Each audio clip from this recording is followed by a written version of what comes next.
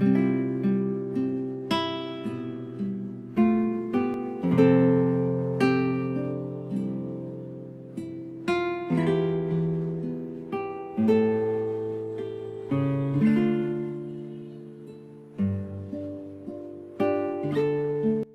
mabuting balita ng Panginoon ayon kay San Lucas.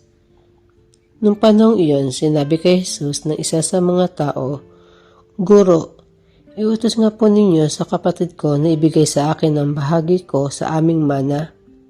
Sumagot siya, "Ginoo, sino ang naglagay sa akin bilang hukom o tagapaghati ng mana ninyo?" At sinabi niya sa kanilang lahat, "Mag-ingat kayo sa lahat ng uri ng kasakiman, sapagkat ang buhay ng tao ay wala sa laki ng kayamanan." At pagkatapos ay sinalaysay ni Jesus ang talinghagang ito.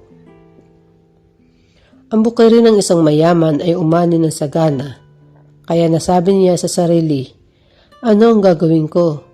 Wala akong paglagyan ng aking ani. Gigabain ko ang aking mga kamalig at magtatayo ng lalong mas malalaki.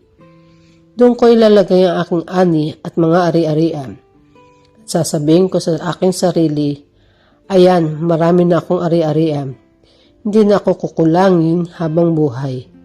Kaya mamamahinga na lamang ako, kakain, iinom at magsasaya." Ngunit sinabi sa kanya ng Diyos, "Hangal, sa gabing ito, babawian ka ng buhay.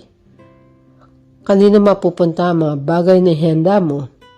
Ganyan ang sasapitin na nagtitipon ng kayamanan para sa sarili, ngunit dukha naman sa paningin ng Diyos.